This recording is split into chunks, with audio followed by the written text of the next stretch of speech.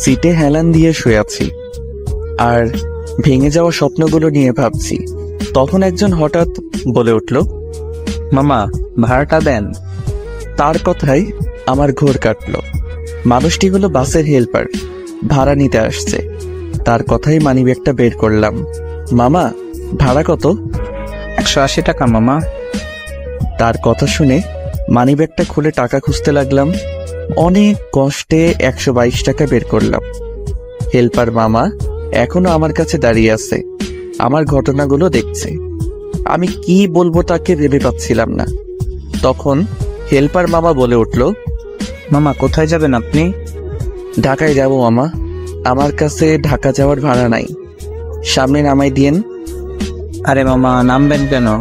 টাকা নাই তো কি হয়েছে, আমি আছি, আপনার টাকা দেয়া লাগবে না।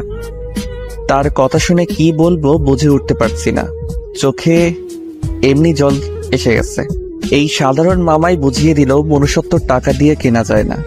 কত ধনী মানুষ দেখলাম অনেক টাকা থাকা সত্ত্বেও বিপদের উপর জুলুম করে, কিন্তু মামাটা সত্যি আলাদা। কি হলো মামা, কথা বলছেন না কেন? তাকে কিছু না বলে জড়িয়ে ধরলাম। আপনি আমার অনেক উপকার করলেন মামা, জীবনে অনেক মানুষকে টাকা দিয়ে সাহায্য করেছি, কিন্তু আজ আমার কাছে টাকা নেই। অনেকের কাছে চাইছিলাম, ও কিন্তু সবাই শুধু অজুহাত দেয়। মানুষ এরকমই মামা, সুসময় অনেক বন্ধু পাওয়া যায়, কিন্তু দুঃসময়ে একজনকেও পাওয়া যায় না। ঠিক বলছেন মামা। আচ্ছা মামা আপনি বসে থাকেন, আমার আবার অন্য ভাড়া তুলতে হবে। আর শুনেন, আজ ভাড়া নিলাম না বলে কিন্তু পরে দেখা হলে অবশ্যই নিব। মামা, আমার জন্য দোয়া করবেন। অবশ্যই মামা, জীবনে স্বপ্ন পূরণ করো মামা। মামার কথা শুনে মনটা কেমন জানি করে উঠল।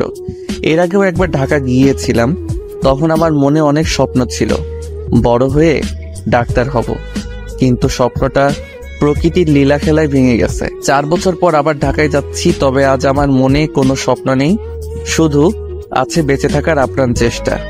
হয়তো আর ঢাকা কখনো আসতাম না, কিন্তু পরিবারের বিষয়টার জন্য আবার আসতে হলো। পরিবারের বড় ছেলের বোঝাটাই বেশি বাবার পরে, তাকে আবার বাবা হতে হয়, হোক সেটা ছোট কিংবা বড়, দায়িত্ব তাকে নিতেই হবে, এটাই নিয়ম। তাই আমার বেলায়ও বিপরীত কিছু হয়নি। যখন আমার মনে অনেক স্বপ্ন উড়ে বেড়াচ্ছিল, তখন হঠাৎ এক অজানা ঝড়ে স্বপ্নগুলো সব ভেঙে গেল। অনেক কথা বললাম, এখন যেতে যেতে আমার পরিচয়টা দিয়ে দেই। আমি অভ্র মা বাবার বড় সন্তান, আর একটা ছোট ভাই আছে। বাবা 4 বছর হলো মারা গেছে রোড অ্যাক্সিডেন্টে। এখন বাড়িতে মা আর ছোট ভাই থাকে, তাদের জন্যই আবার ঢাকা যেতে হচ্ছে। প্রায় 2 ঘন্টা পর বিকালের দিকে ঢাকায় পৌঁছে গেলাম। সবাই নেমে যাচ্ছিল, কারণ তাদের একটা গন্তব্য স্থল আছে, কিন্তু আমার নামতে ইচ্ছে করছিল না। মনে হচ্ছিল এখানেই থেকে যাই, কারণ আমার থাকার মতো কোনো গন্তব্য স্থল নেই। কোথায় থাকবো, কি খাবো, এখনো সেভাবে ভেবে ওঠেনি। একটু পর হেল্পার মামা আবার আসলো। কি হলো মামা, নামবেন না? বাস তো ঢাকায় চলে এসেছে। মামা নামবো। তারপর বাস থেকে নেমে এলাম। আসলে মামাটা অনেক উপকার করছে, তাই আর কিছু বললাম না। নামার পর হাঁটতে লাগলাম। যে হাঁটার কোনো গন্তব্যস্থল নেই, সব রাস্তায় আমার চেনা, তাই তেমন কোনো বেগ পেতে হলো না। প্রথমে সেই বন্ধুদের কাছে গেলাম যারা আমাকে ছাড়া এক মুহূর্ত থাকতে পারতো না। সেখানে গিয়ে দেখলাম সবাই যে যার কাজ নিয়ে ব্যস্ত। আমাকে তো প্রথমে চিনতেই পারছিল না, তারপর আমি পরিচয় দেওয়াতে চিনল। এদের আচরণ দেখে আমার বুকের ভেতরটা ফেটে যাচ্ছিল। হায় রে মানুষ, আগে আমাকে না দেখে থাকতে পারতো না। আসলে ভুল ছিল, তখন আমার কাছে অনেক টাকা ছিল, কিন্তু আজ টাকা নাই, তাই হয়তো চিনতে সমস্যা হচ্ছে। ওদের সাথে আর বেশি কথা বললাম না, ওদের কথাগুলো শুনতে খুব খারাপ লাগছিল, তাই সোজা বেরিয়ে এলাম ওখান থেকে। তারপর সিদ্ধান্ত নিলাম আর কোনো বন্ধু বান্ধবের কাছে যাব না, কাজ খোঁজা শুরু করে দিব। কিন্তু এখন তো প্রায় সন্ধ্যা হয়ে গেছে, তাই রাস্তার ধারে গেলাম। দেখলাম অনেক মানুষ শুয়ে আছে, হয়তো তারাও আমার মতো নিরুপায়। সত্যি বাস্তবতা অনেক কঠিন। এখানে আবেগের কোনো স্থান নেই। আমিও তাদের সাথে শুয়ে পড়লাম। খুব ক্ষুধা লেগেছিল, কিন্তু খেলাম না, কারণ হাতে যে টাকা ছিল তা দিয়ে কাল চলতে হবে। না জানি সামনে আরো কতদিন এভাবে থাকতে হবে। পরদিন সকালে ঘুম থেকে উঠলাম, উঠে অবাক হয়ে গেলাম। রাস্তায় রাতের মতো আর কোনো মানুষ শুয়ে নেই। সকাল খুব একটা বেশি হয়নি, হয়তো সবাই পেটের ক্ষুধা নিবারণের চেষ্টা করছে। ওদের কাহিনী দেখে সত্যি খুব ভালো লাগছিল। ওদের মধ্যে হয়তো বড় লোকদের মতো এত টাকার নেশা নেই, শুধু দুবেলা খেতে পারলে মনে হয় খুশি ওরা। খুব ক্ষুধা লেগেছিল, তাই রাস্তার পাশে পাউরুটি আর কলা খেলাম। তারপর চাকরির খোঁজে বের হলাম। সারাদিন অনেক খোঁজাখুঁজি করলাম, কিন্তু সবারই এক কথা, চাকরি নেই। আর তাছাড়া গ্র্যাজুয়েটও কমপ্লিট করিনি যে কোনো কোম্পানিতে ইন্টারভিউ দিব। দেখতে দেখতে সন্ধ্যা হয়ে গেল। আজকেও সেই রাস্তায় রাত কাটাতে হবে। শহরে এসে কাজের চাপে বাড়ির কথা ভুলে গিয়েছিলাম।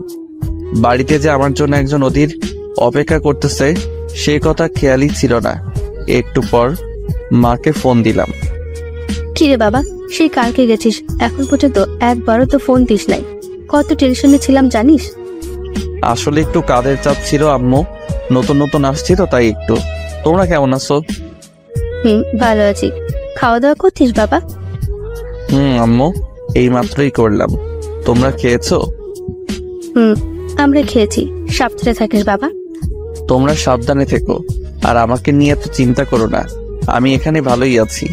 মাকে কথাগুলো বলতে অনেক কষ্ট হচ্ছিল, কিন্তু তবুও বললাম, না হলে অনেক চিন্তা করত। এভাবে আরো 4 দিন কেটে গেল, কিন্তু এখনো কোনো চাকরির ব্যবস্থা করতে পারিনি। আজকে শরীরটা অনেক দুর্বল লাগছিল। 5 দিন হলো ভালোভাবে পেট পুড়ে খেতে পারিনি। হাতে যে টাকা ছিল সেটা অনেক আগেই ফুরিয়ে গেছে। রাস্তা দিয়ে হাঁটছিলাম, চোখটা কেমন বুঝে যাচ্ছিল। তারপরে আর কোনো খেয়াল ছিল না। ঘুম থেকে উঠে নিজেকে হাসপাতালে আবিষ্কার করলাম। আমি এখানে কিভাবে? আমার কথা শুনে একজন নার্স বলে উঠল, আপনি অজ্ঞান অবস্থায় ছিলেন, একজন স্যার আপনাকে এখানে নিয়ে এসেছে। কোন স্যার আমাকে নিয়ে এসেছে? তিনি কি এখনো এখানে আছে? আছে, আপনি থাকুন, আমি ওনাকে ডেকে দিচ্ছি। তারপর একজন ভদ্রলোক আমার দিকে আসলো। আসসালামু আলাইকুম। ওয়ালাইকুম আসসালাম। কেমন আছো বাবা? ভালো আছি। আমি এখানে কেন, কিভাবে আসলাম? তুমি রাস্তায় অজ্ঞান হয়ে পড়ে গেছিলা, তখন আমি ওই রাস্তা দিয়ে গাড়ি নিয়ে যাচ্ছিলাম, তাই তোমাকে দেখে হাসপাতালে নিয়ে আসলাম। ও ধন্যবাদ আঙ্কেল, অনেক উপকার করলেন। আরে ধন্যবাদ দেওয়ার কি আছে, এটা তো মানুষের দায়িত্ব। মানুষ হয়ে যদি মানুষকে সাহায্য না করি তাহলে আর কিসের মানুষ। আঙ্কেলের কথা শুনে মনটা খুব ভালো হয়ে গেল। তাকে দেখে মনে হচ্ছে এখনো পৃথিবীতে ভালো মানুষ আছে। সবাই কি তাই বোঝে আঙ্কেল? আচ্ছা বাদ দাও, তোমার বাসা কোথায়? আঙ্কেলের কথা শুনে চুপ হয়ে গেলাম। কি বলবো, আমার কোনো থাকার জায়গা নেই। বলেই দেখি ওনাকে, দেখে তো বড়লোকই মনে হচ্ছে। যদি কোনো উপকার করতে পারে এসব ভাবতেছিলাম।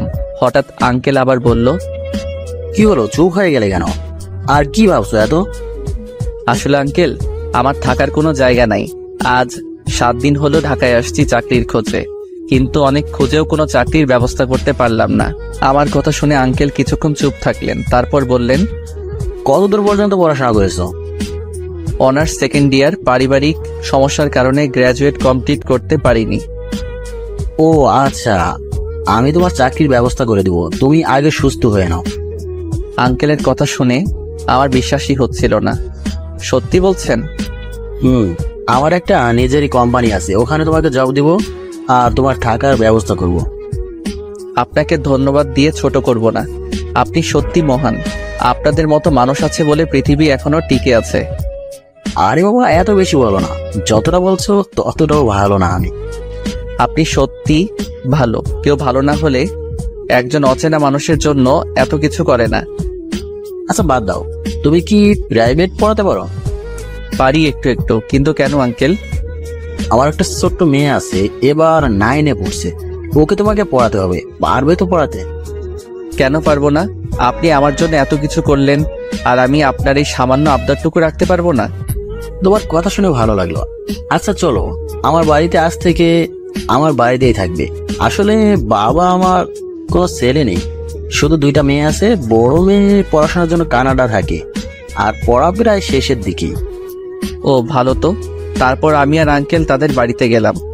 বাড়িটা দেখে অবাক হয়ে গেলাম। এত বড় বাড়ি, মনে হচ্ছে রাজপ্রাসাদ। আঙ্কেলের সাথে ভিতরে গেলাম।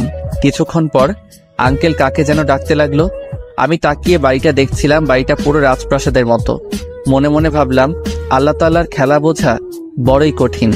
কিছু মানুষের টাকার অভাব নেই, আর কিছু মানুষ ভালো মতো খাওয়ার টাকা পায় না। তারপর একজন মহিলা আসলো, বয়স্ক মনে হলো। কি হলো, এত ডাকছো কেন? কোথায় থাকো? এতক্ষণ ধরে ডাকতেছিলাম, কোনো খোঁজ খবর নাই। তারপর মহিলাটি আমার দিকে তাকালো। আমি একবার তাকিয়ে নিচের দিকে তাকিয়ে রইলাম। এটা কে?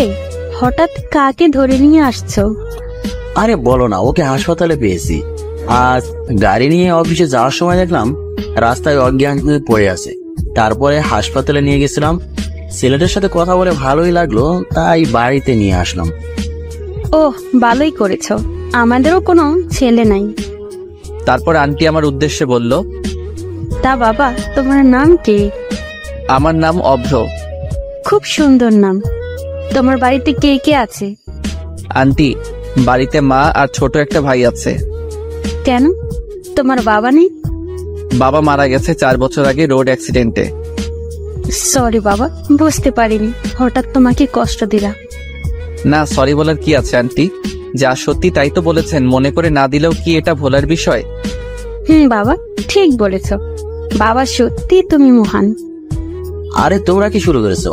ছেলেটা হাসপাতাল থেকে আসলো, আর তুমি তাকে আর তার বাবার কথা মনে করিয়ে দিচ্ছ। আচ্ছা বাবা, তুমি উপরে চলো, তোমার রুমটা দেখিয়ে দেই। তারপর আন্টির সাথে উপরে গেলাম। বাড়িতে অনেকগুলো ঘর আছে। আন্টি আমাকে উপরতলায় একটা কোণার ঘরে নিয়ে গেল।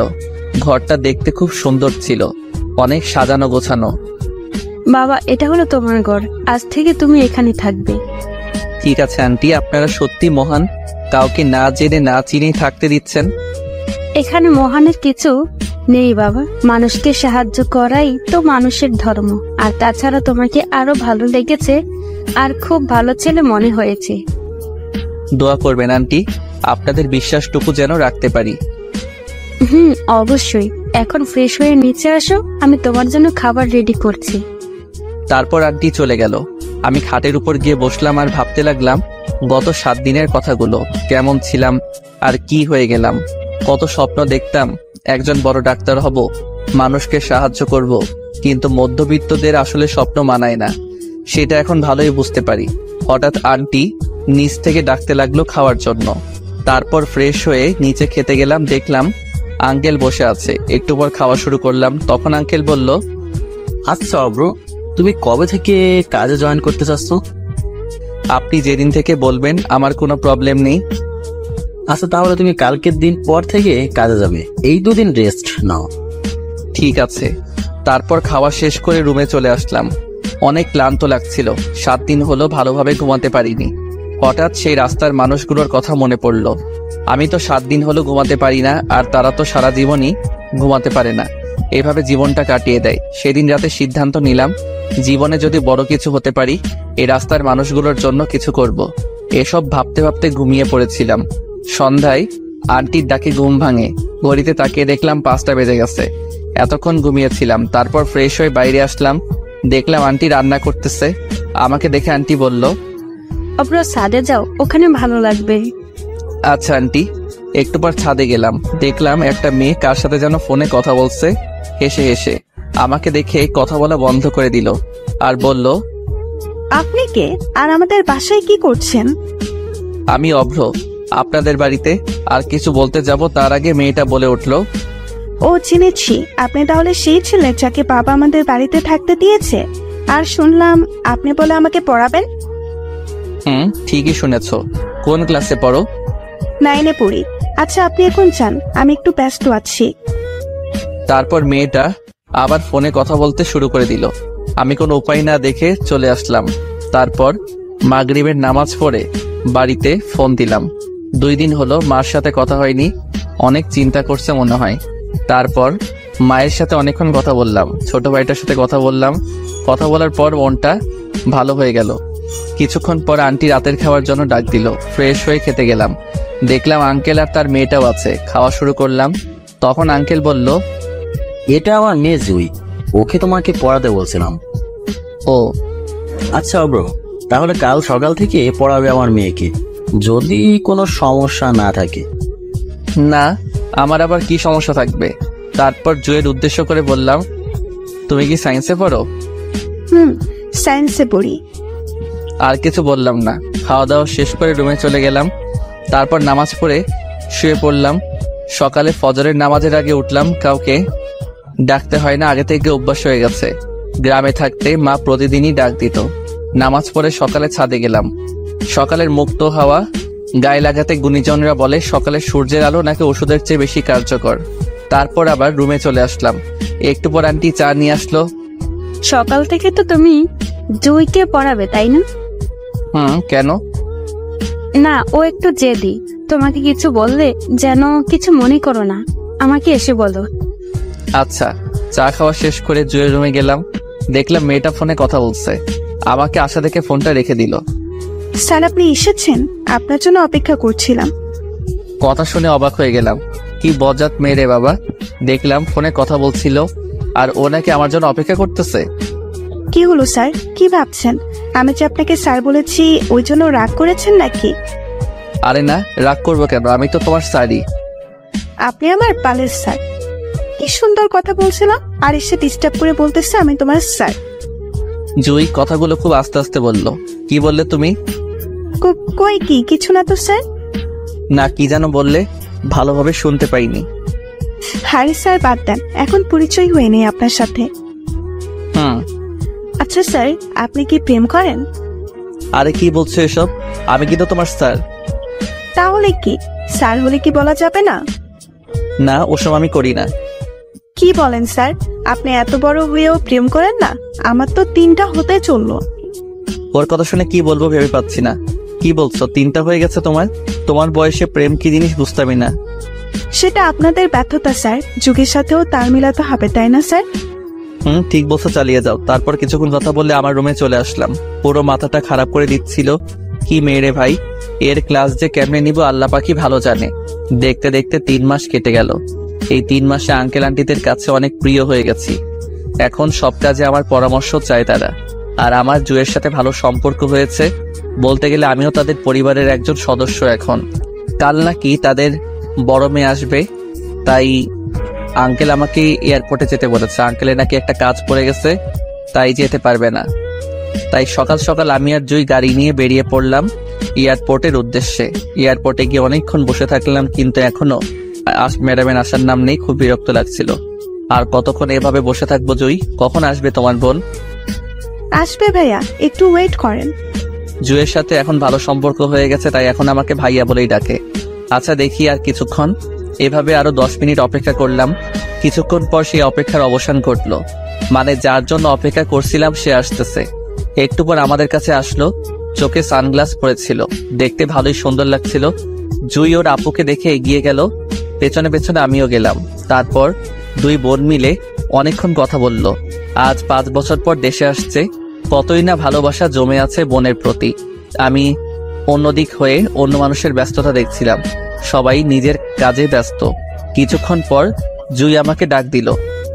ভাইয়া এদিকে আসেন, ওখানে কি করেন? তারপর ওদের কাছে গেলাম। না, এমনি দাঁড়িয়েছিলাম, তোমরা কথা বলছিলা দেখে। আচ্ছা, আমার আপুর সাথে পরিচয় করিয়ে দিই আপনাকে। দেখলাম ম্যাডাম কার সাথে যেন কথা বলছিল। জুই ডাক দেওয়ায় ফোনটা কেটে আমার কাছে আসলো। তখন আমি বললাম, হাই, আমি অভ্র। আর কিছু বলতে যাব তার আগেই মুখ থেকে কথা বের হচ্ছে না। হবেই বা কি করে, এটা তো সুমাইয়া, মানে আমার এক্স গার্লফ্রেন্ড। দেখলাম সুমাইয়াও আমাকে দেখে কেমন যেন চমকে গেছে। হয়তো সেও ভাবিনি এমনটা হবে। তারপর নিজেকে কন্ট্রোল করে ফেললাম, না হলে জুই বুঝে যাবে। আবার বললাম, আমি অভ্র। খুব ভয় ছিলাম কি জানি কি বলে ফেলে। জুইও আছে, কিন্তু কিছু বলল না। আমি সুমাইয়া, আপনাকে তো চিনলাম না। আসলে আমি আপনাদের বাড়ি। সবটা বলার আগে সুমাইয়া বলে উঠলো, কি হলো, তোতলাচ্ছেন কেন? তখন জুই বলে উঠলো, আরে আপু, শুভ্র ভাই আমার টিচার, আমাদের বাড়িতে থেকে পড়ায় আমাকে, খুবই ভালো। তারপর কিছুক্ষণ আমার দিকে কেমন জানি করে তাকিয়েছিল, মনে হচ্ছে এখনই খেয়ে ফেলবে। তারপর আমি নিজেই বললাম, জুই এখন যাওয়া যাক, এমনিতেই অনেক দেরি হয়ে গেছে। তাছাড়া আমার একটা কাজ আছে। মিথ্যা বললাম, না হলে সমস্যা হতে পারে আরো। রাস্তায় আমি আর কোনো কথা বললাম না। ওরা দুইজন অনেক গল্পগুজব করলো, হাসাহাসি করলো। আমি শুধু দেখছিলাম সুমাইয়াকে। খুব ভালোবাসতাম ওকে, কিন্তু পরিস্থিতির কারণে ছেড়ে চলে যেতে বাধ্য হয়েছিলাম। সুমাইয়াও আমাকে কয়েকবার দেখছিল। তারপর বাড়িতে চলে আসলাম। সুমাইয়াকে দেখে আঙ্কেল আন্টি অনেক খুশি হলো, দৌড়ে এসে তাকে জড়িয়ে ধরলো। কেমন আছিস মা? আসতে কোনো প্রবলেম হয়নি তো? ভালো আছি, কিন্তু তোমরা আমাকে আনতে গেলে না কেন? খুব রাগ হয়েছিল কিন্তু। আমার একটা কাজ পড়ে গেছিল মা, আর বাড়িতে কেউ ছিল না, তাই তোর মাও যেতে পারেনি। কেন, রাস্তায় কি কোনো সমস্যা হয়েছিল নাকি? অগ্রকে তো পাঠিয়েছিলাম। না, কোনো সমস্যা হয়নি। আচ্ছা, আমি ফ্রেশ হয়ে আসি, পরে কথা হবে, খুব ক্লান্ত লাগছে। তারপর আমিও নিজের রুমে চলে আসলাম। কি করব ভেবে পাচ্ছি না। শেষে কিনা এক্স গার্লফ্রেন্ডের বাড়িতে থাকতে হচ্ছে। সুমাইয়ার যা ভাব দেখলাম, মনে হয় খুব রেগে আছে আমার উপর। রেগে থাকারই কথা। মেয়েটা অনেক ভালোবাসতো আমাকে, আমি ওকে ধোকা দিয়েছিলাম, কারণ আমারও যে কোনো রাস্তা ছিল না। যাই হোক, সুমাইয়াকে সব খুলে বলতে হবে। তারপর ফ্রেশ হয়ে আসরের নামাজ পড়লাম। নামাজ পড়ে মনটা অনেক হালকা লাগছিল। একটু পর ছাদে গেলাম। এখন প্রায় প্রতিদিনই যাই আমি আর জয়ী, কিন্তু আজ ছাদে গিয়ে দেখলাম সুমাইয়া দাঁড়িয়ে কার সাথে যেন কথা বলছে। আমাকে দেখে কথা বলা বন্ধ করে দিল। আমি তার দিকে এগিয়ে গেলাম। কেমন আছো সুমাইয়া? আমার কথা শুনে সুমাইয়া কিছু বলল না, নিচে চলে গেল। অনেকবার ডাকলাম কিন্তু কিছুই শুনলো না। খুব খারাপ লাগছে, তাই মন খারাপ করে দাঁড়িয়েছিলাম। কিছুক্ষণ পর জুই আসলো। কি ব্যাপার ভাইয়া, একা একা দাঁড়িয়ে আছেন যে? এমনিতেই দাঁড়িয়ে আছি, ভালো লাগছে না। কেন ভাইয়া, কি হয়েছে? প্রেমে টেমে পড়লেন নাকি আবার? আরে না, কি বলো এসব? সব সময় শুধু এসব বিষয় নিয়েই থাকো, তাই না? তো কি করব ভাই, এসবই তো চলতেছে এখন। সেটাই তো। আচ্ছা জুই, তোমার আপুর কি বিয়ে হয়ে গেছে? না, কি বলেন এসব? কেবল পড়াশোনা শেষ করলো। তবে আপু বিদেশে এমনি যায়নি, আমরা জোর করে পাঠিয়ে দিয়েছিলাম। কেন, কি হয়েছিল? আর বলেন না ভাই, আপু এক ছেলেকে খুব ভালোবাসতো, কিন্তু ছেলেটা খারাপ ছিল। আপুকে ধোঁকা দিয়ে চলে গেছিল। আপু তখন একবার ভেঙে পড়েছিল, তাই আপু বাধ্য হয়ে বিদেশ পাঠিয়ে দিয়েছিল, যাতে এসব ভুলে থাকতে পারে। ও, কি বলছো? ছেলেটাকে চেনো তুমি? না ভাইয়া, তবে চিনলে ছোট হয়েও চর মারতাম। মেয়েদের মন নিয়ে খেলা করে, সেই থেকে আমিও কাউকে ভালোবাসিনি, যদি আপুর মতো হয়। আচ্ছা বাদ দাও, নিচে যাই চলো। তারপর আমি আর জুই নিচে চলে আসলাম। রুমে গিয়ে নামাজ পড়লাম। আজ নিজেকে খুব অপরাধী লাগছিল। সত্যি অনেক খারাপ করেছিলাম সুমাইয়ার সাথে। তারপর কিছুক্ষণ শুয়ে থাকলাম, খুব মাথা ব্যথা করছিল। কিছুক্ষণ পর জুই ডাকতে এলো খাওয়ার জন্য। খাওয়ার টেবিলে গিয়ে দেখলাম সুমাইয়াও বসে আছে, আমার দিকে একবার তাকালো। তারপর খাওয়া শুরু করলাম। আচ্ছা মা, পড়া তো শেষ, এখন কি করবি? সুমাইয়াকে উদ্দেশ্য করে বলল, কাল থেকে তোমার অফিসে জয়েন করব। আগে নিজের পায়ে দাঁড়াবো। নিজের পায়ে কি দাঁড়াবি মা? তোর বয়স তো অনেক হচ্ছে, তার চেয়ে ভালো এখন একটা বিয়ে করে নে। না বাবা, আগে নিজে প্রতিষ্ঠিত হব, তারপর বিয়ে করব। আচ্ছা, যেটা তোর ইচ্ছা, তাহলে কাল থেকে অফিসে জয়েন করছিস? কাল থেকে জয়েন করব। আচ্ছা, তোকে তো পরিচয় করে দেওয়া হয়নি। ও হচ্ছে অগ্র, আমাদের বাড়িতেই থাকে। খুব ভালো ছেলে, অফিসের প্রায় সব কাজ ওই করে, এখন অনেক দায়িত্ববান। আমাকে দেখিয়ে আঙ্কেল কথাগুলো বলল। শুনেছি জুয়ের কাছে। আচ্ছা, কাল তাহলে তুই আর অগ্র একসাথে অফিসে যাস, আমার একটু আগে যেতে হবে। ঠিক আছে আব্বু। তারপর খাওয়া শেষ করে রুমে আসলাম। কিভাবে সুমাইয়ার কাছে ক্ষমা চাওয়া যায় সেটাই ভাবতেছিলাম। হঠাৎ খেয়াল করলাম তার রুম তো আমার পাশেই। ওর রুমে গিয়ে ক্ষমা চেয়ে আসি, যেইভাবে সেই কাজ। চলে গেলাম সুমাইয়ার রুমে, দেখলাম ফোন টিপতেছে। আমাকে দেখে দাঁড়িয়ে পড়ল। সুমাইয়া আমাকে দেখে এগিয়ে আসলো আর বলল, আপনি এখানে কেন? সুমাইয়া, আমি তোমাকে কিছু বলতে চাই, প্লিজ শোনো। কি শুনবো? তোমার মতো বেইমানের কাছ থেকে? কি ক্ষতি করেছিলাম আমি, যার জন্য এত কষ্ট দিলে? আমি ইচ্ছা করে এসব করিনি সুমাইয়া, তখন আমার কিছুই করার ছিল না।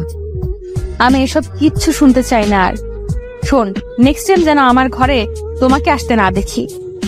আমি আর কিছু বললাম না। কি বা বলবো, আমার কথা তো শুনতেই চাচ্ছে না। রুমে এসে শুয়ে পড়লাম, ভালো লাগছিল না। সকালে জুয়ের ডাকে ঘুম ভাঙে। এতক্ষণ কেউ ঘুমিয়ে থাকে নাকি ভাইয়া? কখন থেকে ডাকছে, নিচে সবাই নাস্তা করার জন্য অপেক্ষা করছে, তাড়াতাড়ি নিচে আসেন। জুই কথাগুলো বলে চলে গেল। ঘড়িতে তাকিয়ে দেখি 8টা বেজে গেছে। এতক্ষণ কোনোদিনও ঘুমাইনি। আজ যে কি হয়েছিল আল্লাহই ভালো জানেন। তারপর তাড়াতাড়ি ফ্রেশ হয়ে রেডি হয়ে নিচে গেলাম। সবাই দেখলাম খাওয়া শুরু করে দিয়েছে। আমাকে দেখে আন্টি বলল, অব্র কি হয়েছে? এত দেরি করে ঘুম থেকে উঠলে যে, শরীর খারাপ নাকি? না তেমন কিছু না, আজ এমনিতেই টের পাইনি। ও আচ্ছা, তাড়াতাড়ি খেয়ে অফিসে যাও সুমাইয়ার সাথে। ঠিক আছে আন্টি। তারপর খাওয়া শেষ করে বাহিরে গাড়িতে গিয়ে বসলাম। অনেকক্ষণ হলো বসে আছি, সুমাইয়ার আসার কোনো নাম নেই। এই মেয়েদের এক স্বভাব, শাস্তি দিলে এক যোগ পার করে দিবে। একটু পর সুমাইয়া আসলো। নীল রঙের একটা শাড়ি পরেছে, দেখতে পুরো পরীর মতো লাগছিল। মনে হচ্ছে আবার এক্স গার্লফ্রেন্ডের উপর ক্রাশ খেলাম। আমি তাকিয়েছিলাম, তখন সুমাইয়া আমার কাছে চলে এসেছিল। তখন আমি নিজেকে সামলে নিলাম। সুমাইয়া কিছু না বলে গাড়িতে উঠে বসলো। আমি গাড়ি চালাতে লাগলাম। সুমাইয়া, তোমার মনে আছে আগে সেই দিনগুলোর কথা? কোন দিনগুলো? আমার তো মনে নেই। সুমাইয়ার কথা শুনে মনটা খারাপ হয়ে গেল, তাই আর কিছু বললাম না। কিছুক্ষণ পর অফিসে পৌঁছে গেলাম। অফিসটা কাছেই ছিল। আমি আর সুমাইয়া অফিসের ভেতরে গেলাম। আমাদের দেখে রাফিন বলে উঠল, কি রে অব্র, বিয়ে করলি কবে? দাওয়া তো দিলি না। এ হলো অফিসে আমার একটা ভালো ফ্রেন্ড। আরে না, কি বলছিস এসব? ইনি হচ্ছে আমাদের। আর কিছু বলতে যাব তার আগে রাফিন আবার বলল, তোকে আর বলতে হবে না, ভাবিটা দেখতে কিন্তু সেই মামার, মানিয়েছে খুব। আমরা রাফিনের কথা শুনে সুমাইয়ার দিকে তাকালাম। দেখলাম রেগে লাল হয়ে যাচ্ছে। আরে শালা, কি বলছিস এসব? ইনি আমাদের বসের মেয়ে। কি? বুধু থাক, আমি গেলাম। কথাগুলো বলেই দিল তোর। আমি সুমাইয়াকে কিছু বলতে যাব তার আগেই সুমাইয়া হনহন করে চলে গেল তার বাবার কেবিনের দিকে। আমি তো ভয় পেয়ে গেছিলাম, আঙ্কেলকে সব বলে দেয় নাকি, দিলে তো আমি শেষ। তাই সুমাইয়ার পেছন পেছন আমিও গেলাম। সুমাইয়া আঙ্কেলের রুমে ঢুকেই চেঁচামেচি শুরু করে দিল। এইসব কাদেরকে কাজে রাখছো আব্বু? কোনো ভদ্রতা নেই। কেন, কি হয়েছে? এত রেগে যাচ্ছিস কেন? রাখবো না? কাউকে না চিনেই যা তা বলতে শুরু করেছে। কে কি বলছে অব্র? হঠাৎ এভাবে রেগে গেল কেন সুমাইয়া? একটা ভুল বোঝাবুঝি হয়েছে আঙ্কেল। রাফিন ম্যাডামকে না চিনেই অন্য কিছু বলে ফেলছে। অন্য কিছু মানে? আমি কি আপনার বউ হই নাকি? আরে ম্যাডাম, রাগ করছেন কেন? ও তো জানে না, জানলে কি এরকম করতো নাকি? ঠিকই তো বলছো অব্র, ও জানতো না বলে এরকম করেছে। তুই রাগিস না মা। আচ্ছা, এবারের মতো মাফ করে দিলাম, নেক্সট টাইম হলে কিন্তু মাফ দেবো না। আমার দিকে তাকিয়ে কথাগুলো বলছিল সুমাইয়া। মনে হচ্ছে কাজটা আমি করছি। আচ্ছা, এখন এসব বাদ দে, চল তোকে সবার সাথে পরিচয় করিয়ে দিই। তারপর আঙ্কেল অফিসের সবাইকে ডেকে সুমাইয়ার সাথে পরিচয় করে দিল। কাল থেকে নাকি সুমাইয়াই বসের চেয়ারে বসবে, আঙ্কেল আর আসবে না। আমার তো আঙ্কেলের কথা শুনে ভয়টা আরো বেড়ে গেল। কি যে হবে অফিসে আল্লাহই ভালো জানে। সুমাইয়াকে ভুলটা ভাঙাতেই হবে, না হলে আমাকে শেষ করে ফেলবে। এইসব বলে আঙ্কেল চলে গেল। তখন সুমাইয়া সবাইকে বলল, এতদিন আব্বু কি করেছে জানি না, তবে আমার নিয়মটা আলাদা। আমার কাছে নিয়মটাই বড় কিছু। কেউ যদি নিয়ম ভঙ্গ করে আমি কিন্তু তাকে ছেড়ে দেব না। তো সবাই বি কেয়ারফুল। সুমাইয়ার কথা শুনে সবার প্রায় গলা শুকিয়ে যাবার অবস্থা। আঙ্কেল এতটা কঠোর ছিলেন না, কিন্তু সুমাইয়া হঠাৎ এমন কঠোর হবে আমি এটা ভাবতে পারিনি। তখন সুমাইয়া আবার বলল, অব্র সাহেব, আপনি আগে অফিসের কি পদে ছিলেন জানি না, তবে আজ থেকে আপনি আমার পার্সোনাল সেক্রেটারি। সুমাইয়ার কথা শুনে সবাই আমার দিকে ফেল করে তাকিয়ে আছে। তাকিয়ে থাকারই কথা, কারণ এর আগে আমি অফিসের ম্যানেজার ছিলাম, কাজটা ভালোই পারছিলাম। তাই আঙ্কেল খুশি হয়ে দায়িত্বটা দিয়েছিল। ম্যাডাম, আমি তো এর আগে অফিসের ম্যানেজার ছিলাম। তাতে কি? তাছাড়া আপনার ম্যানেজার হওয়ার কোনো যোগ্যতা নেই, তাই আপনি যেটার যোগ্য সেই পদটাই দিলাম আপনাকে। এটা কেমন কথা ম্যাডাম? যোগ্যতা না থাকলে কি স্যার এমনি এমনি দিয়েছে? আমি তো আগেই বলেছি, এর আগে যা হয়েছে সব ভুলে যান। এখন আমি যা বলবো তাই হবে। আমি আর কিছু বললাম না। তারপর সুমাইয়া সবার সাথে আরো অনেক কথাই বলল এবং কথা শেষ করে, এখন সবাই যে যার মতো নিজের কাজে যান। অব্র সাহেব, আপনি এখন আমার সাথে আসেন, এক জায়গায় যেতে হবে। কোথায় ম্যাডাম? সেটা কি আপনাকে বলতে হবে নাকি? ভুলে যায় না আমি আপনার বস। বালের বস তুমি। 5 বছর আগে আমার পথা ছাড়া উঠতে বসতে না, এখন আসছে বস হইতে। কি হলো, দাঁড়িয়ে আছেন কেন? আসেন আমার সাথে। বাহিরে গিয়ে দেখলাম সোমাইয়া ড্রাইভারের সাথে কি যেন কথা বলছিল। একটু পর ড্রাইভার চলে গেল, আমি কিছুই বুঝলাম না। কি ব্যাপার ম্যাডাম, ড্রাইভার চলে গেল কেন? আজ থেকে গাড়ি তুমি চালাবা, তাই ড্রাইভারকে চলে যেতে বললাম। কি আমি কি ড্রাইভার নাকি যে গাড়ি চালাবো? আগে ছিলে না, কিন্তু এখন থেকে ড্রাইভারই তুমি। সো কথা না বলে গাড়ি চালাও। আমি আর কিছু বললাম না। সোমাইয়া এত খারাপ ব্যবহার করছে কেন কিছুই বুঝতেছি না। গাড়ি চালানো শুরু করলাম। আমার সাথে কি এরকম করা ঠিক হচ্ছে? কিরকম স্যার? আমি তো কিছুই করিনি। সোমাইয়া প্লিজ এরকম করো না, বোঝার চেষ্টা করো। কি বুঝবো? হ্যাঁ, বুঝতে হবে এখন তোমাকে। আমাকে যে কষ্টগুলো দিয়েছিল, এখন হারে হারে সব শোধ তুলবো। ঠিক আছে, আমি আর কিছু বলবো না, তোমার যেটা ইচ্ছা সেটাই করো। এই তো গুড বয়। কিছুক্ষণ পর সোমাইয়া একটা রেস্টুরেন্টের সামনে দাঁড়াতে বললো, এখানে কি করবে? সেটা তোমাকে বলতে আমি ইচ্ছুক নই। এখন চলো ভেতরে। আমি কেন যাব? আমি বলছি তাই যাবে, ভুলে যেও না আমি তোমার। পুরো কথা বলতে না দিয়ে আমি বললাম, আর বলতে হবে না, বুঝে গেছি, এখন চলেন। তারপর রেস্টুরেন্টের ভেতরে গেলাম। ভেতরে গিয়ে সোমাইয়া যা করলো সেটা দেখার জন্য আমি মোটেও প্রস্তুত ছিলাম না। আমার পায়ের নিচের মাটি সরে যেতে লাগছিল। দেখলাম সোমাইয়া এক বিদেশি ধরারে জড়াইয়া ধরছে। এটা দেখে খুব রাগ হচ্ছিল। আমি ভেবেছিলাম হয়তো সোমাইয়া এখন আমাকে ভালোবাসে, কিন্তু আমার ধারণা ভুল ছিল। সোমাইয়া আর ওই ছেলে কিছুক্ষণ কথা বললো, তারপর সোমাইয়া আমাকে ডাক দিল। ওদের কাছে গেলাম। অব্র, এ হচ্ছে পিটার। আমি যখন আমেরিকাতে থাকতাম তখন ওর সাথে পরিচয় হয়েছিল। ছেলেটা খুব ভালো। ও তা আমাকে কি করতে হবে? তেমন কিছুই না, ওই পিটারকে খুব ভালোবাসি। তুমি বাবা মাকে একটু বোঝাবে, পারবে না? কি আমি পারবো না ওসব। তাছাড়া তুমি ওই বিদেশির বাচ্চাকে বিয়ে করবে কেন? আমি তো আছি। কি তোমাকে হাসালে আমায়? একবার বিশ্বাস করে বিদেশ যেতে হয়েছিল, হ্যাঁ আবার বিশ্বাস যদি করি তাহলে তো উপরেই যেতে হবে। এমন করো না প্লিজ, আমি তখন সত্যি নিরুপায় ছিলাম। আরে বাদ দাও ওসব কথা। তুমি পারবে নাকি তাই বলো। আমি পারবো না ওসব। তুমি আমার অফিসের বস, বাড়ির কিন্তু না। সো আমাকে জোর করতে পারবে না। ঠিক আছে, না বললে তবে বিয়ের দায়িত্বটা তোমাকেই নিতে হবে কিন্তু। সেটা পরে দেখা যাবে, আগে বিয়েটা ঠিক হোক। আচ্ছা তুমি পিটারের সাথে কিছুক্ষণ কথা বলো, আমি বাইরে থেকে আসছি। ঠিক আছে যাও, আমি দেখতেছি তোমার পিটার কেমন ছেলে। ওর সাথে যেন খারাপ ব্যবহার করো না। তারপর আমি পিটারের কাছে গেলাম। Hi Peter. Hello, how are you? তুমি কেমন আছো? ভালোর মাইরে বাপ, তুই বলে সুমাইয়াকে বিয়ে করবি? What are you telling no? I can not understand. আপনি এখন কি কথা বলছেন? আমি এটা বুঝতে পারিনি। ও আমি তো ভুলে গেছিলাম, তুই আবার বাংলা পারিস না। তখন সুমাইয়া চলে আসলো। অব্র, কেমন লাগছে পিটারকে? হ্যাঁ সেই ভালো। এসব আবুইলারে কই পাও? কি বললা তুমি? তোমার যে ভালো আছে পিটার, আমার বিশ্বাসও ও তোমার মতো ধোকা দিয়ে চলে যাবে না। সুমাইয়ার কথা শুনে আমি আর কিছু বললাম না। কিছুক্ষণ পর আবার অফিসে চলে আসলাম। রাস্তায় আর কোনো কথা বললাম না। অফিসে গিয়ে কাজ করতেছিলাম, এমন সময় রাফিন আসলো। কি বন্ধু, কেমন কাজ হচ্ছে? নতুন ম্যাডাম বলে খুব কড়া। তুই কোথায় ছিলি কালকে? তোকে তো দেখলাম না। আমি বাড়ি চলে গিয়েছিলাম। ম্যাডামকে যে সব বলেছিলাম, আমি তো মনে করেছিলাম চাকরিটা চলে যাবে। আরে না রে, সুমাইয়া এরকম না। কিরে মামা, তুই ম্যাডামকে চিনিস নাকি? রে চিনি, 8 বছর আগে থেকেই। কি বলছিস রে মামা? তারপর রাফিনকে পুরো ঘটনা খুলে বললাম। রাফিন শোনার পর বলল, খুব খারাপ হয়েছে রে মামা তোর সাথে। তোর তো কোনো দোষ নাই এখানে।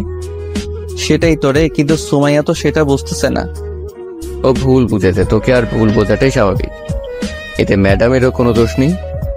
আরে কি বলছিস সেসব? আমারও দোষ নেই, সুমাইয়ারও দোষ নেই, তাহলে দোষটা কার? দোষ তোদের ভাগ্যের মামা। রে বন্ধু, আচ্ছা বাদ দে এসব। আচ্ছা কাজ কর, আমিও কাজ করি যে ম্যাডাম। তারপর কাজ করতে লাগলাম। 2-3 দিন হলো কাজ করতে পারছি না, অনেক কাজ জমা হয়ে গেছে। কিছুক্ষণ পর রফিক মামা এসে বলল, ম্যাডাম আপনারা ডাকে। কেন মামা, কি হয়েছে? জানি না আমি, আপনি গিয়ে দেখেন। তারপর সুমাইয়ার রুমে গেলাম। কি হয়েছে সুমাইয়া? আপনি মনে হয় ভুল করছেন। আপনি ভুলে যান না এটা অফিস, আর আমি আপনার বস। ও ভুলে গেছিলাম ম্যাডাম, নেক্সট টাইম আর এরকম হবে না। আচ্ছা ঠিক আছে, যে কাজে আপনাকে ডাকছিলাম, সামনে আমাদের একটা বিশাল প্রজেক্ট আছে। প্রজেক্টটা সাইন করাতে পারলে অনেক টাকা লাভ হবে। বুঝলাম, আমাকে কি করতে হবে ম্যাডাম? আপনাকে বেশি কিছু করতে হবে না। আপনি শুধু সবাইকে বলে দেন এই 1 মাস যেন মনোযোগ দিয়ে কাজ করে, কাজে কোনো ফাঁকি যেন না দেয়। আর আপনিও একটু মন দিয়ে কাজ করুন। ঠিক আছে ম্যাডাম, সব বলে দিবনি, এখন আমি গেলাম। ঠিক আছে যান, এত তারা কেন আপনার? আমি আর কিছু না বলে সোজা রুম থেকে বেরিয়ে এলাম। কথায় কথায় অপমান করছে, মেজাজটা পুরো খারাপ করে দিচ্ছে। টেবিলে গিয়ে চুপ করে বসে আছি, এমন সময় রাফিন আবার আসলো। কি রে দোস্ত, লাঞ্চ করবি না? না রে, করবো না, ভালো লাগছে না। কেন, কি হয়েছে? খুলে বল তো আমাকে। রাফিনকে সব খুলে বললাম আজকের ঘটনা। রাফিন শুনে তো অবাক হয়ে গেল। কি বলছিস রে এসব? ওই ধলারে আমাকে দেখাইয়া দিস, তারপর দেখাবো নি ভালোবাসা কোন দিক দিয়ে আসে। দেশের মানুষের ভাত পায় না, অন্য দেশের মানুষ এসে সিরিয়াল নেয়। আরে এত উত্তেজিত হোস না, কোনো উপায় জানা থাকলে বল। আমার মনে হয় সুমাইয়া এখনো তোকে ভালোবাসে, তোকে শাস্তি দেওয়ার জন্য এসব করছে। আমার বিশ্বাস হয় না ভালোবাসলে এরকম করতে পারতো নাকি। সব সময় শুধু আমাকে অপমান করে। আচ্ছা, আমরা একটা গেম খেলি চল, তাহলে বোঝা যাবে সুমাইয়া তোকে ভালোবাসে কিনা। কি গেম খেলবি এই সময়? আমার মাথায় তো কিছুই আসছে না। তোর মাথায় না আসলেই কি অন্য কারো মাথায় আসবে না? তোর গেমের নামটা বলতো আগে। তাহলে শোন, আমাদের অফিসের মিমকে চিনিস না? চিনবো না কেন? ওকে কি বলা যায় নাকি? আমারে তো পাগল বানায় ফেলছিল, কিন্তু ওকে দিয়ে কি করবি? ওরে দিয়ে সবকিছু করবো মামা, তুই খালি দেখ আমি কি করি। এখন চল মিমের কাছে যাই। কেন, মিমের কাছে গিয়ে কি করবি? আগে চল, গেলেই দেখতে পারবি। তারপর আমি আর রাফিন মিমের কাছে গেলাম। হাই, কেমন আছো মিম? আমি ভালো আছি, কিন্তু আমি স্বপ্ন দেখছি না তো? দিনের বেলায় কিসের স্বপ্ন দেখতেছ আবার? না মানে অব্র ভাই আজ আমার কাছে আসছে তো তাই। কেন আসতে পারে না নাকি অব্র তোমার কাছে? আমি তো সারা জীবনের জন্য চাই, কিন্তু অব্র ভাই তো শোনে না। রাফিন, আমার কিন্তু রাগ হচ্ছে, আমি গেলাম। আরে রাগিস না, দরকারটা তো তোরই। দরকার বলেই ওর এসব কথা সহ্য করতে হবে নাকি? আর একটু সহ্য কর না। ঠিক আছে, যা করবি তাড়াতাড়ি কর। তারপর রাফিন মিমকে আবার বলতে শুরু করলো, তোমাকে একটা কাজ করে দিতে হবে মিম। ও তাই বলি, তোমরা তো এমনি আসনি, যখন আমাকে দরকার পড়েছে তখনই আসছো। আর এভাবে বলো না, কাজটা করে দাও প্লিজ। শালা রাফিনের কাজকর্ম দেখে খুব রাগ হচ্ছিল। আমার মনে হচ্ছে ওইসব ওই করছে। আচ্ছা বলো আগে কি কাজ, তারপরে ভেবে দেখবো করা যায় কিনা। আরে সহজ কাজ, একটু অভিনয় করতে হবে। তাছাড়া আমরা যতদূর জানি তুমি অভিনয়টা ভালোই জানো। তারপর রাফিন মিমকে সবকিছু খুলে বলল। আমি যদি এই কাজ করি তাহলে আমার কি লাভ ভাইয়া? কিসের লাভ খুঁজতেছ তুমি? একজন বিপদে পড়লে আরেকজন তো সাহায্য করবে, তাই না? ওসব নীতি কথা আমার কাছে চলবে না, আমারে কি লাভ দিবেন তাই কন। আচ্ছা, কি লাভ চাও তুমি বলো। আমার সাথে এক জায়গায় ঘুরতে যেতে হবে, সারাদিন আমার সাথে থাকতে হবে, আর একটা গুরুত্বপূর্ণ কাজ করে দিতে হবে। কি পারবেন তো? যদি পারেন তাহলে আমি আপনার শর্তে রাজি। কি সারাদিন ঘুরতে হবে মানে? অন্য কোনো কথা বলো, এটা আমার পক্ষে পসিবল না। তাহলে আপনারা এখন আসতে পারেন, আমি আপনাদের কাজ করব না। এরকম কিন্তু ঠিক না মিম। আজ বিপদে পড়ছি বলে যা ইচ্ছে তাই চাইবে? কি চাইলাম এমন? সামান্য একটা দিনই তো চাইছি, সারা জীবন তো আর থাকতে চাই নাই। আচ্ছা ঠিক আছে, তোমার শর্তে আমি রাজি, কিন্তু অভিনয়টা একটু ভালোভাবে করবে, কিন্তু বিশেষ করে ম্যাডামের সামনে। সেটা আপনাকে বলতে হবে না ভাইয়া, আপনি খালি দেখে যান আমি কি করি। আচ্ছা ঠিক আছে, আমরা তাহলে আসি। কাল থেকে তোমার অভিনয়টা শুরু করবে, কেমন? ওকে ভাইয়া। তারপর আমি আর রাফিল চলে আসলাম নিজেদের কেবিনে। কিছুক্ষণ পর রফিক মামা আবার ডেকে গেল। সুমাইয়া নাকি আবার ডাকছে, মেজাজটা পুরো খারাপ করে দিচ্ছে। কিছুক্ষণ আগে আসলাম। ম্যাডাম আসতে পারি কি? আসেন তাড়াতাড়ি। সেই কখন না দেখলাম, এত লেট হলো কেন? এখন তো লাঞ্চের টাইম, এখনকার হিসাবও দিতে হবে। আমি যখন বলেছি দিতে হবে, কি করলে এতক্ষণ? গার্লফ্রেন্ডের সাথে বসে গল্প করলাম। Any problem madam? কি তোমার গার্লফ্রেন্ডও আছে? কেন থাকবে না? আপনার যদি থাকতে পারে তাহলে আমারও তো থাকতেই পারে। তা ঠিক, কিন্তু অফিসে এসে এসব গার্লফ্রেন্ডের অজুহাত দেখাবেন না। আমি কই দেখলাম, আপনি তো জানতে চাইলেন। ও সরি। আমি এখন যেতে পারি ম্যাডাম? যান। আসার সময় দেখলাম সুমাইয়ার চোখ দুটো কেমন জানি লাল হয়ে গেছে। কিছুই বুঝলাম না, তাহলে কি রাফিনের কথাই সত্যি নাকি? সুমাইয়া এখন আমাকে ভালোবাসে? যদি ভালোবাসতো তাহলে সেদিন ওভাবে ওই ধলারে জড়িয়ে ধরলো কেন?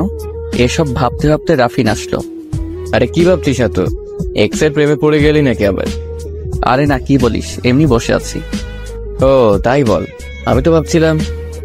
তোর সবসময় খালি ফাইজলাম, এসব বাদ দিয়ে ভালো করে কাজ কর, না হলে কিন্তু বুঝতেই পারছিস। বুঝতে পারছি। শালা তোর জন্যই এত কিছু করলাম, আর এখন আমাকেই কথা শোনাচ্ছিস না? থাক তুই, আমি গেলাম। আরে রাগিস না, আমি তো ভালোর জন্যই বললাম। আচ্ছা কাজ কর, আমি গেলাম। তারপর রাফিন চলে গেল। বিকালে আর সুমাইয়া ডাকেনি, আমায় ভাবতে পারছি না। সকালে কয়েকবার ডাকলো, আর বিকালে কি এমন হলো? অফিস শেষ করে বাইরে গাড়িতে বসেছিলাম, কিছুক্ষণ পর সুমাইয়া আসলো। কোনো কথা বললো না। আমি গাড়ি চালাতে লাগলাম। কিছুক্ষণ পর আমি বললাম, কি হয়েছে, মন খারাপ নাকি? না, মন খারাপ হবে কেন, এমনি ভালো লাগছে না। তাই বল, আমি তো ভাবছিলাম ওই চিটার নাকি পিটার তোমাকে ধোকা দিল নাকি, সেই জন্য মন খারাপ। অপ্র সবসময় মজা করবেন, আর পিটার ধোকা দিবে কেন? ও আমাকে খুব ভালোবাসে। আমার মিমের চেয়ে বেশি না, আমাকে ছাড়া তো থাকতেই পারে না, খুব ভালোবাসে আমাকে। তাই নাকি? তোমরা ছেলেরাই সব একরকম, শুধু মেয়েদের মন নিয়ে খেলা করো, একটা গেলেই আর একটা খোঁজো। কে বলেছে তোমার তাতে ভালো? তুমিও তো নতুন খুঁজে নিছো, এখন আমাকে দোষ দিচ্ছ। না, আসলে তোমার কপালে আমি নাই। ভালোই হয়েছে, তোমার মতো প্রতারকের হাত থেকে তো বেঁচেছি। কথায় কথায় সেই পুরনো দিনগুলোর কথা তুলো কেন? তোমাকে তো বললামই তখন কোনো উপায় ছিল না। কি এমন হয়েছিল তোমার? একবার তো ফোন করে বলতে পারতে, তাহলে হয়তো এমন দিন দেখতে হতো না। সেরকম সুযোগ ছিল না। তোমার কি মনে হয় আমি তোমাকে ভালোবাসতাম না? আগে তো মনে করতাম, কিন্তু সেদিনের পর থেকে তোমার প্রতি আর ভালোবাসা নাই, শুধু আছে ঘৃণা। সেটাই জমিয়ে রাখো। মেয়ে হয়ে জন্মেছে তো তাই বুঝতে পারো না বাস্তবতা কত কঠিন। সব সময় টাকার মধ্যে থাকো। আমার জায়গায় তুমি থাকলে এমনটাই করতে তুমিও। সেটা আমি জানি, এসব কথা আর বলো না আমার সামনে, শুনতে ভালো লাগে না। আমি আর কিছু বললাম না। কিছুক্ষণ পর বাড়িতে চলে আসলাম। বাড়ির কথা খুব মনে পড়ছিল। 2 দিন হলো মায়ের সাথে কথা হয় না। আমি ইচ্ছা করেই বলি না কথা, বললে আরো বেশি খারাপ লাগে। মাকে ফোন দিলাম। কেমন আছো আম্মু? ভালো বাবা, তুই কেমন আছোস? আমিও ভালো আছি। বাপ্পি কেমন আছে? বাপ্পি ও ভালো আছে। বাবা, একটা কথা বলতাম। বলো, এভাবে বলছো কেন? কিছু টাকা লাগতো, কয়দিন হলো বাপ্পির শরীরটা ভালো না, তাই একটু ডাক্তারের কাছে যেতে চাচ্ছিলাম। টাকা লাগবে, ভালো কথা আগে বলবে না? এসব কথা কেউ গোপনে রাখে নাকি? বলিনি। তোর মা শেষের দিকে টাকা আছে কিনা। অত কিছু তোমাকে ভাবতে হবে না, যখন টাকা লাগবে তখনই বলবে। আচ্ছা, কত টাকা লাগবে? 2000 টাকা দিলেই হবে। ঠিক আছে, কাল সকালে পাঠিয়ে দিব। ভালো থেকো আম্মু, রাখি। তুইও ভালো থাকিস। তারপর মানি ব্যাগটা বের করলাম, দেখলাম 700 টাকার মতো আছে। বাকি টাকা কই পাবো? এসব ভাবতে ভাবতে রাফিনকে ফোন দিলাম। ওর কাছেও নাকি টাকা নাই।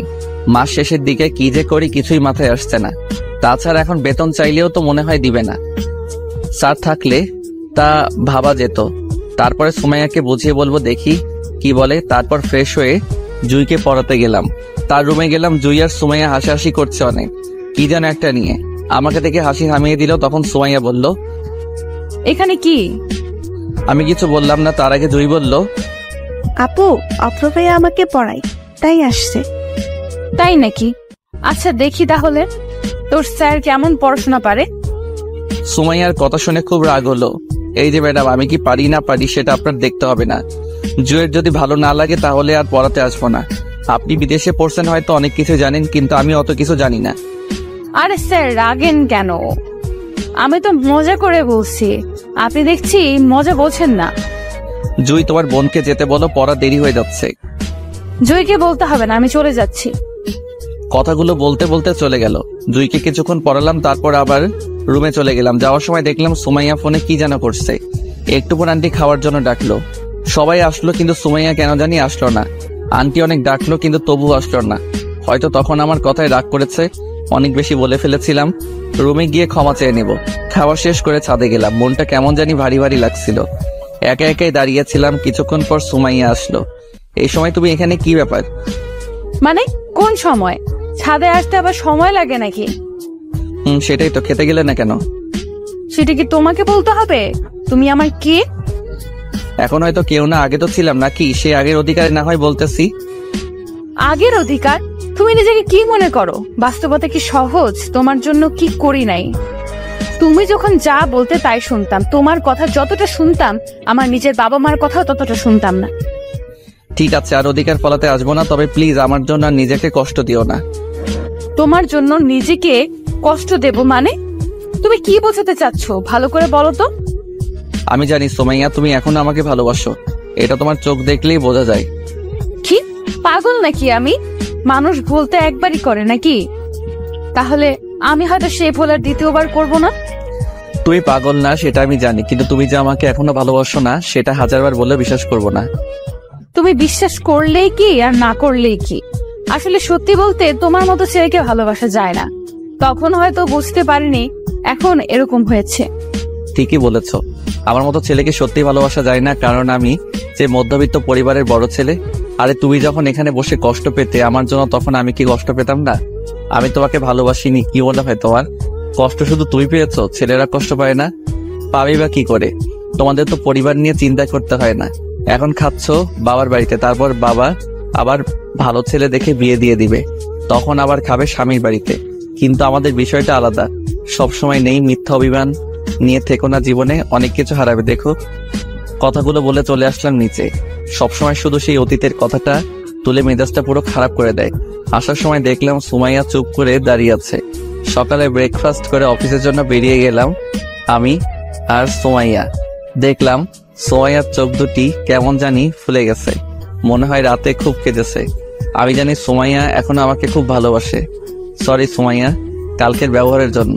তোমার কথা শুনে খুব রাগ হয়েছিল, তাই রাগটা কন্ট্রোল করতে পারিনি। তুমি কেন সরি বলছো? সরি তো আমার বলার কথা, আমারই ভুল হয়েছে তোমার সাথে কথা বলে। বিদেশ থেকে এসে তোমাকে আবার এইভাবে দেখবো এটা আমি কল্পনাও করি নাই। হয়তো উপরওয়ালা চেয়েছেন তাই। হয়তো তাই। আচ্ছা একটা কথা বলি, সুমাইয়া রাগ করবে না তো? কি এমন কথা? আচ্ছা বলো। তুমি কি সত্যি ওই পিটারকে ভালোবাসো? সত্যি তো, ওকেই বিয়ে করব। কেন, তোমার কি সন্দেহ হচ্ছে নাকি? না, সন্দেহ হওয়ার কি আছে, ছেলেটা খুব ভালো, সুখে থেকো। তোমার গার্লফ্রেন্ডকে তো দেখালে না। আমার গার্লফ্রেন্ড নেই, আমার মতো ছেলেকে কে ভালোবাসবে বলো? না আছে বাপের টাকা, না আছে চেহারা। তুমি তো কাল বললে আমার মতো ছেলেকে তো ভালোবাসা যায় না। কালকের ব্যবহারের জন্য সরি। সত্যি বলছো তোমার কোনো গার্লফ্রেন্ড নেই? তবে এবার একটা বানাবো। তুমিও বিয়ে করে নিচ্ছ, আমি আর সিঙ্গেল থেকে কি করব? তাই ভাবতেছি মিমকে হ্যাঁ বলে দিব। এই মিমটাকে? নামটা খুব চেনা চেনা লাগছে। আপনার অফিসে জব করে, আজ পরিচয় করিয়ে দিবনি কেমন? ঠিক আছে। আচ্ছা অব্র, তোমাকে একটা কথা বলি। বলো। তুমি কি এখনো আমাকে ভালোবাসো? উত্তরটা পরেই বলবো, এখন অফিসে চলে এসেছি। ঠিক আছে, পরেই বলো, তবে মিথ্যা বলো না। তারপর অফিসের ভিতরে গেলাম। রাফিন আমাদের দেখে মুচকে মুচকে আসতেছে, সেটা সুমাইয়া দেখে ফেলছে। এই যে মিস্টার, আপনি হাসছেন কেন? কালকেও তো দেখলাম বড় বড় কথা বলছিলেন। ম্যাডাম আমার ভুল হয়ে গেছে, আর এরকম হবে না, প্লিজ আমার চাকরিটা কেড়ে নিয়েন না। রাফিনের মুখটা এখন দেখার মতো হয়েছে, পুরা বাংলার পাঁচের মতো। সেটা পরে দেখা যাবে, একটু পর আপনি আমার রুমে আসবেন। ঠিক আছে ম্যাডাম। তারপর সুমাইয়াকে রুমে দিয়ে রাফিনের কাছে গেলাম। দেখলাম ছেলেটা মাসুম বাচ্চার মতো বসে আছে। কিরে ভাই, আজকে দেখছি খুব শান্ত হয়ে আছিস। আরে চাকরিটা মনে হয় সত্যিই গেল রে। আরে অত চিন্তা করিস না, সুমাইয়া অত খারাপ না, একটু বকাঝকা করতে পারে কিন্তু চাকরি নিবে না। তাই যেন হয় রে। আচ্ছা বাদ দে, কালকে রাতে টাকা চাইলে কেন, কি দরকার? রাফিনকে সবকিছু খুলে বললাম। সরি রে দোস্ত, বুঝতেই তো পারছিস মাসের শেষে আমার কাছে টাকা নেই, থাকলে অবশ্যই দিতাম। আরে ঠিক আছে, বুঝতেই তো পারছি। আচ্ছা দেখি অন্য জায়গায় ম্যানেজ করতে পারি নাকি। দেখ, আমি চেষ্টা করে দেখি জোগাড় করতে পারি কিনা। আচ্ছা থাক, আমি একটু সুমাইয়ার কাছে যাই, ওকে একটু বলে দেখি কি বলে। সেটাই কর, এটাই ভালো হবে। তারপর সুমাইয়ার রুমে গেলাম। ম্যাডাম আসতে পারি? আসেন। হঠাৎ কি হলো, নিজের ইচ্ছায় আসলে? তোমাকে তো এমনি আসা দেখি না। আসলে একটা সাহায্য লাগতো, যদি কিছু মনে না করেন। আমার এই মাসের বেতনটা অগ্রিম দিলে খুশি হতাম। কেন, অগ্রিম নিয়ে কি করবে? গার্লফ্রেন্ডের সাথে ঘুরতে যাবে নাকি? সব সময় এত অন্য মাইন্ডে যান কেন? টাকাটা তো অন্য দরকারেও লাগতে পারে, দিলে দেন, না দিলে না বলে দেন। আরে রাখছো কেন? দিতে পারি, তবে একটা শর্তে। যদি তুমি শর্তে রাজি থাকো তাহলে আমি ভেবে দেখবো। কি, এখানে আবার কিসের শর্ত? টাকাটা আমার সত্যি লাগবে, প্লিজ এমন করো না। কি করলাম আমি? শুধু একটা শর্ত পালন করতে বলেছি, বেশি কিছু তো না। ঠিক আছে বলো, যদি সম্ভব হয় রাখবো। আরে সম্ভব হবে, সহজ কাজ।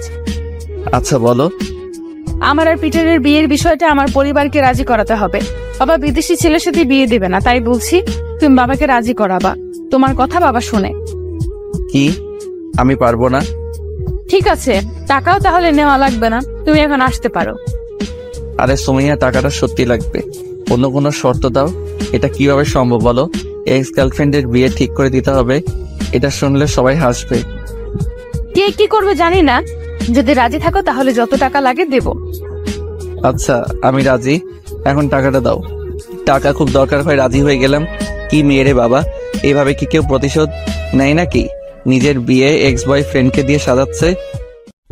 এই তো গুড বয়, আমি ম্যানেজারকে বলে দেব যত টাকা লাগে নিয়ে নিও ওখান থেকে। অত লাগবে না, পরের মাসের বেতনটা দিলেই হবে। আচ্ছা তাই নিও। তাহলে কাজটা কবে করছো? কোন কাজ? কি কে বলি বললা আমার, এখনই ভুলে যাচ্ছ? ও ওই কথা বলি নাই, বলবো নি এক সময়। বুঝলাম না তোমার সামনে এত ভালো ভালো ছেলে থাকতে তুমি কেন যে ওই ধলারে বিয়ে করতে চাচ্ছ, বুঝতেছি না। তোমার বুঝতে হবে না। আর ভালো ছেলে কই? একবার তো এইসব ভালো ছেলেরা পছন্দ করছিলাম, বিনিময়ে কি পেয়েছি তা তো তুমি ভালোভাবেই জানো। ঠিক আছে, আর বলা লাগবে না, আমি এখন যাই। তারপরে সুমাইয়ার রুম থেকে বেরিয়ে আসলাম। সুমাইয়ার কথাগুলো শুনে খুব খারাপ লাগছিল।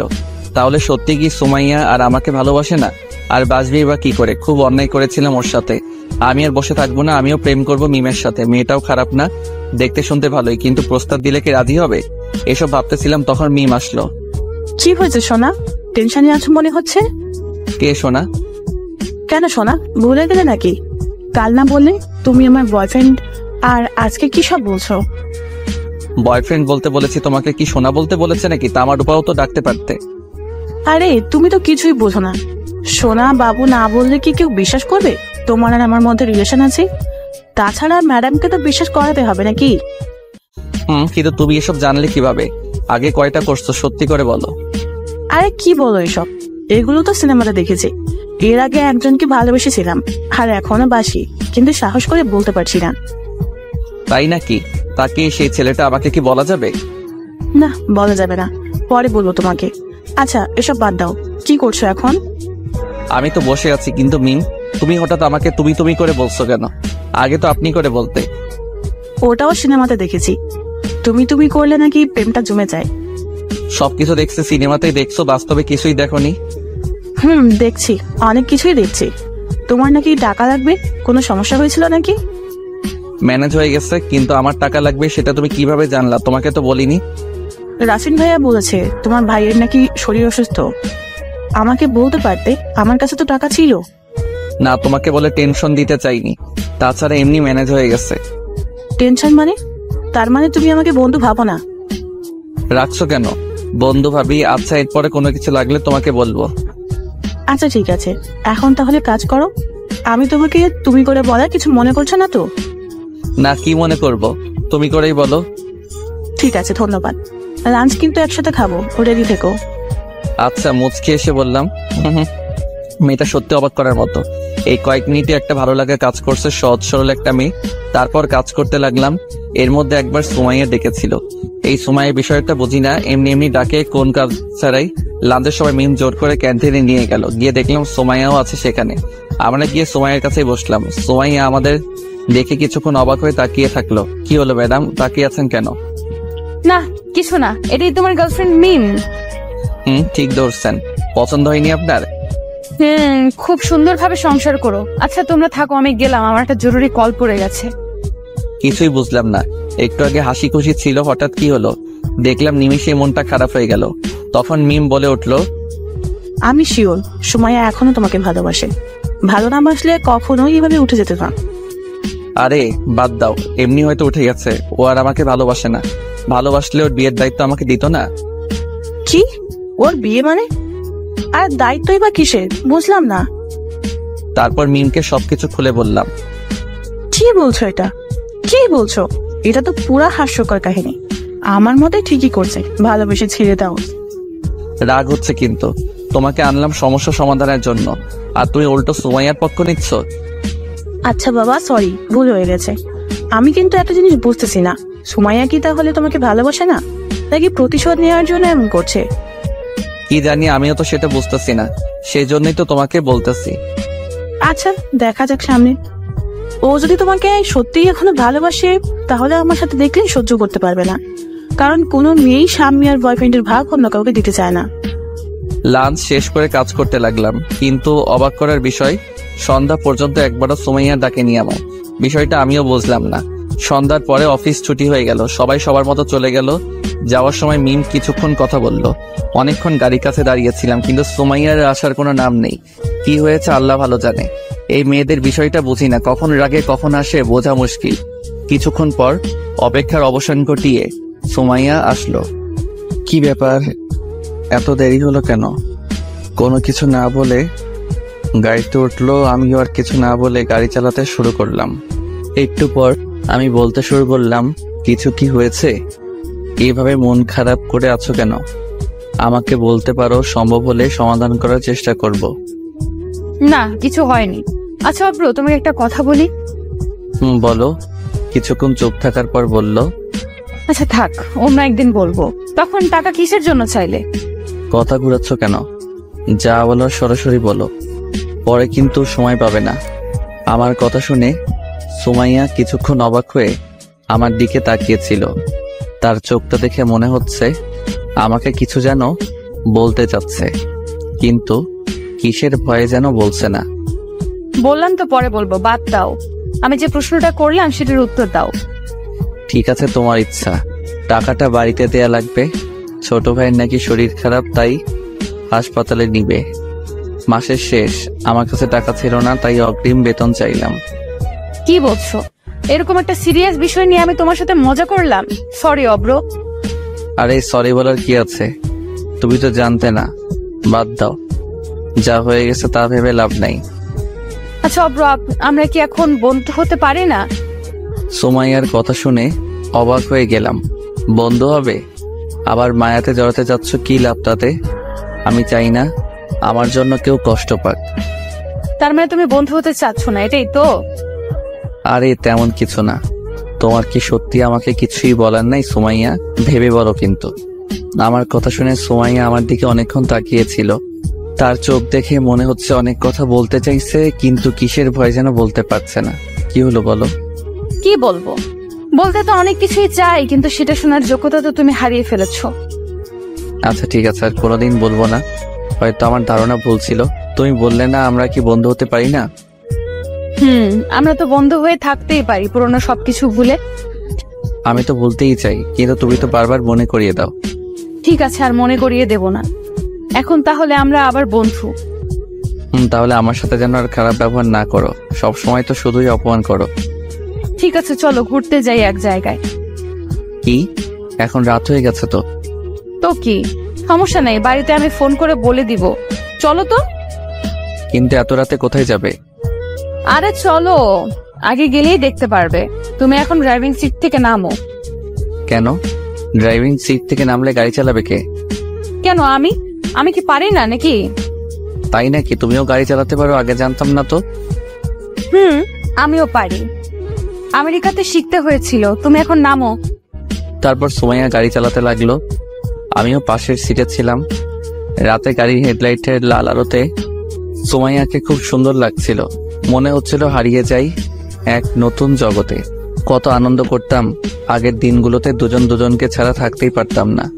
কত হাসি ঠাট্টা, রাগ, অভিমান সব মিলিয়ে আনন্দময় সময় পার করতাম।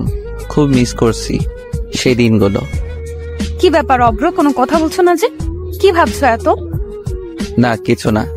জানো সুমাইয়া, আগের দিনগুলোর কথা খুব মনে পড়ছে। খুব মিস করতেছি। আবারও পুরাতন কথা তুলছো? সব ভুলে এখন আমরা নতুন বন্ধু। ও, আমি তো ভুলেই গেছিলাম। আচ্ছা সরি। সরি বলতে হবে না, বন্ধুত্বের মাঝে কোনো সরি নেই। কিছুক্ষণ পর সুমাইয়া গাড়ি থামালো। কি হলো, গাড়ি থামালে কেন? চলে এসেছে আমাদের গন্তব্যে, তাই গাড়ি থামালাম। নামো এখন। এত তাড়াতাড়ি চলে আসলে? নামো এখন তাড়াতাড়ি। গাড়ি থেকে নেমে অবাক হয়ে গেলাম।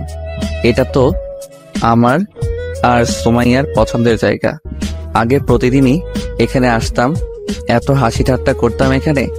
একসাথে বসে ফুচকা খেতাম, রাতে দুজন দুজনের হাত ধরে হাঁটতাম। কিন্তু কিছুই বুঝলাম না সুমাইয়া আমাকে এখানে নিয়ে আসলো কেন। কি বোঝাতে চাচ্ছে ও? কি ব্যাপার সুমাইয়া, কোথায় নিয়ে আসলে তুমি? কেন তোমার ভালো লাগেনি? আগে না বলতে অনেক ভালো লাগে তোমার এই জায়গা, কিন্তু আজ এমন কথা বলছো কেন? আমি সেটা বলিনি সুমাইয়া, অনেকদিন হলো এখানে আসা হয় না, সময় পাইনি।